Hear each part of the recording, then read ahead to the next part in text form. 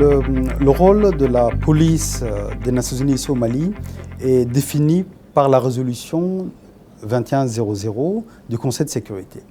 Cette résolution nous a mandatés pour participer au niveau de la stabilisation, de retour de l'autorité de l'État, d'appuyer les services de sécurité et de participer également à la réforme de ces services de sécurité. Comme vous savez, la mission a démarré le 1er juillet et qu'avant la mission a hérité un travail qui a été fait au niveau de la CEDEAO. Et au moment où la mission a démarré le 1er juillet, elle se retrouvait, le personnel de la MISMA a été reversé à la MINUSMA. Donc on se retrouvait avec un personnel policier, gendarme et des unités de police constituées qui venaient de la MISMA. Alors leur nombre était à peu près, qui correspondait à 40% de ce que devrait représenter la composante police des Nations Unies. Et le travail n'a pas été facile parce que les conditions ont été très difficiles au début. Sur cette période, depuis le début de la mission, la composante police s'est attelée sur 4 parties importantes du mandat. Le premier, c'était le retour de l'administration et des services de base. La police a participé au retour de l'administration dans la région du Nord, c'est-à-dire le redéploiement de la police, de la gendarmerie, de la garde et de la protection civile au niveau des régions du Nord. Avant les événements que vous connaissez, il y avait à peu près 2200 membres des services de sécurité au Nord. Ce qui était un nombre important que les autorités du pays avaient fait.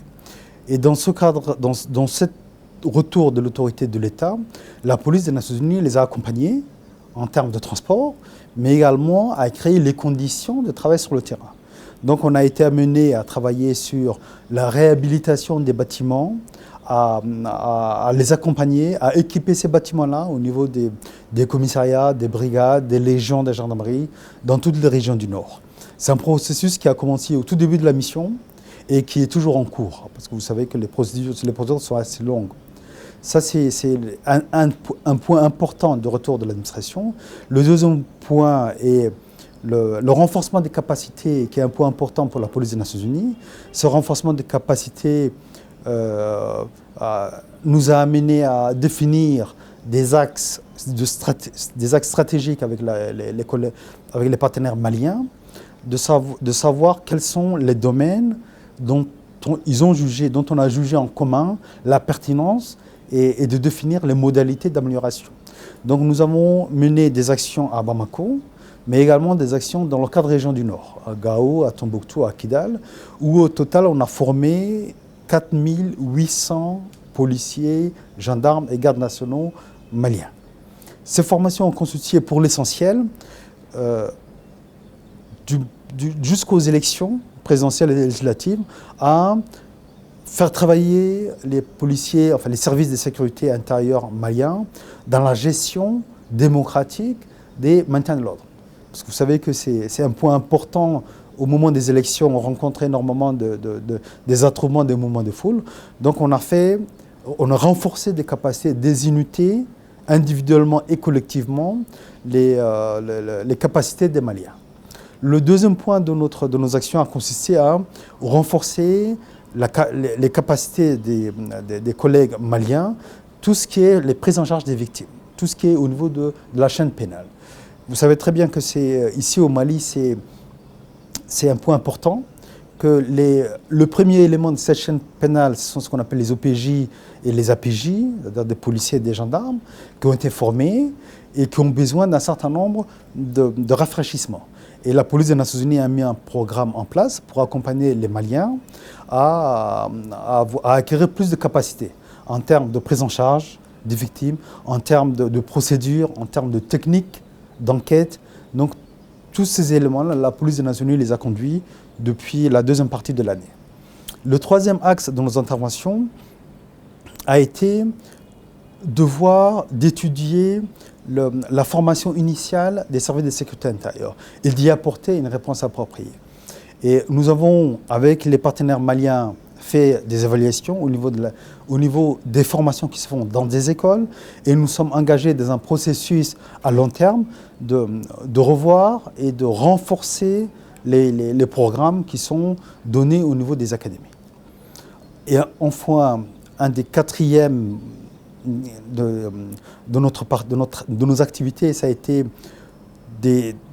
d'engager des processus de fond, c'est-à-dire la réforme du secteur de sécurité. Cette réforme du secteur de sécurité, vous savez que c'est un processus qui est très lent, c'est un processus qui demande beaucoup d'abnégation, beaucoup de justesse, et nous avons engagé avec le ministère de la Sécurité un processus de réflexion de la définition d'une stratégie. Quelle stratégie est la mieux adaptée pour le cas qui nous concerne, le cas du Mali, qui a la particularité d'avoir 4 services de sécurité intérieure et avec des spécificités et des compétences particulières. Donc nous sommes engagés dans ce processus-là et pour anticiper ce processus, nous avons engagé des grands projets pour aider les services de sécurité maliens également. Parmi ce processus, il y a la réforme de l'école de police du Mali.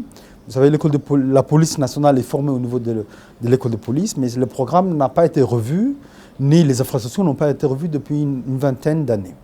Donc nous sommes engagés dans un processus pour élaborer un projet avec l'appui de JICA, qui est une agence japonaise, et également le PNUD, pour essayer d'aider cette structure, pour en faire une structure d'excellence, pour former des policiers maliens qui vont répondre demain aux menaces qui sont devant nous.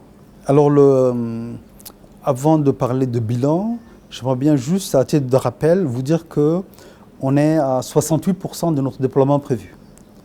Alors, il y a 2 parties importantes. Il y a la police constituée, il y a les policiers, les officiers de police individuels. On est à 40%. Et le résultat aujourd'hui, à arriver à faire autant de patrouilles avec les Maliens, autant de formations, autant de projets, avec un effectif de 40%, c'est un miracle. Mais vraiment, les résultats sont au-dessus des attentes. Et nous attendons des renforts, à ce que d'ici la fin de l'année, nous soyons au maximum de nos capacités.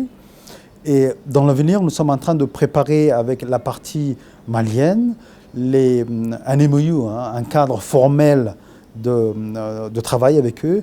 Et nous sommes en train de finaliser pour les prochaines étapes, avec la partie nationale, des plans stratégiques par institution. On aura un plan stratégique avec la police, un plan stratégique avec la gendarmerie, un plan stratégique avec la garde nationale et un plan stratégique avec la protection civile. Tout ceci pour vous dire que le meilleur est devant nous.